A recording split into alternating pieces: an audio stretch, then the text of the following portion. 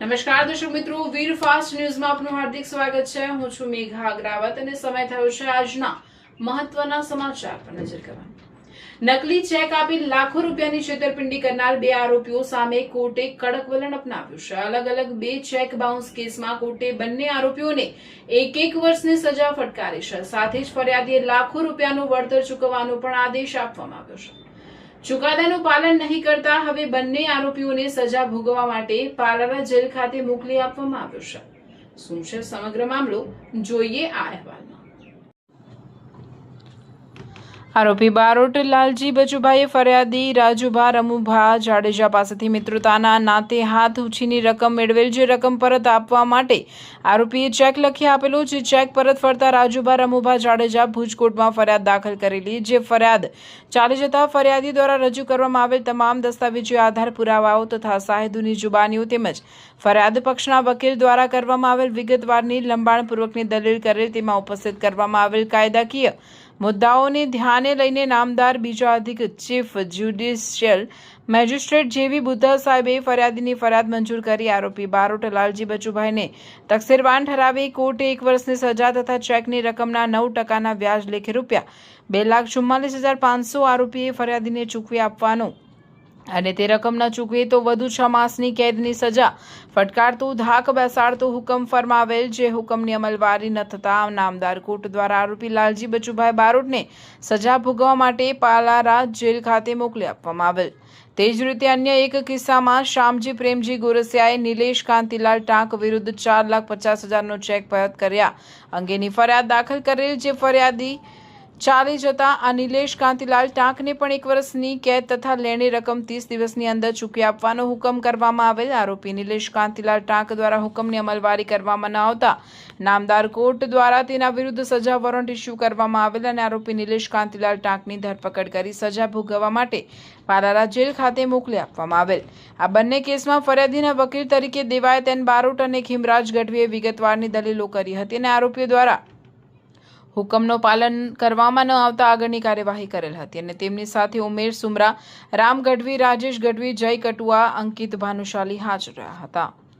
નાણાં ધીરધાર કરનાર લોકોના નાણાંની સુરક્ષિતતા રહે અને એમને જે છે એ નાણાં સમયસર પરત મળી રહે અને જે વેપારીઓ છે, બેંકો છે, એમના નાણાં ડૂબી ન જાય એને ધ્યાને લઈ અને નિગોશિયેબલ ઇન્સ્ટ્રુમેન્ટ એક્ટનો કાયદો ઘડવામાં આવેલો છે અને આ કાયદા મુજબ જે ચેક લખનાર છે એની પૂરેપૂરી જવાબદારી થાય છે કે આ ચેક બેંકમાં જમા કરાવવાથી તે સ્વીકારાઈ જાય અને તેની રકમ જે છે એ ચેક ધારકને મળી જાય।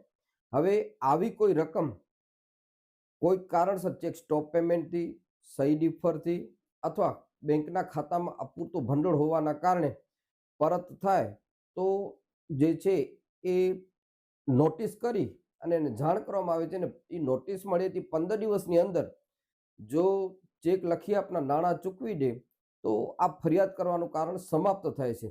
પરંતુ જો આ 15 દિવસની અંદર જે ચેક લખી આપનાર છે એ રકમ નથી ચૂકવતો તો એના વિરુદ્ધ નિગોશિયેબલ ઇન્સ્ટ્રુમેન્ટ એક્ટની કાર્યવાહી થઈ શકે છે।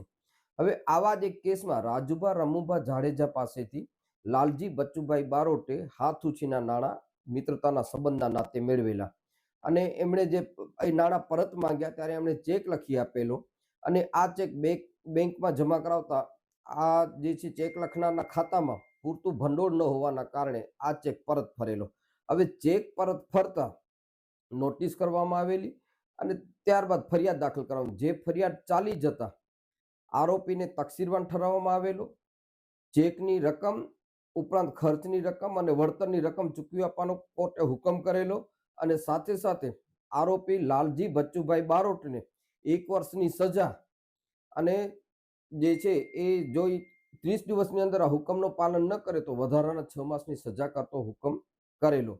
તેવી જ રીતે જે છે ગોપાલ શામજીભાઈ ગોરસિયાએ નિલેશ કાંતિલાલ ટાંકને હાથ ઉછીની રકમ આપેલી અને એ રકમની પરત માંગણી કરતા નિલેશભાઈએ પણ એને જે છે ચેક લખી આપેલો અને ચેક પરત ફરતા ફરિયાદ દાખલ કરી। એ ફરિયાદ ચાલી જતા આ નિલેશભાઈ કાંતિલાલ ટાંક રહેવાસી માધાપરવાળાને પણ નામદાર કોર્ટ દ્વારા 1 વર્ષની સજા અને ચેકની રકમ અને ખર્ચની રકમનો વળતરનો હુકમ કરવામાં આવેલો અને 30 દિવસની અંદર આ હુકમનું પાલન ન કરે તો વધારાના 6 માસની સાદી કેદની સજા કરતો હુકમ કરવામાં આવેલો.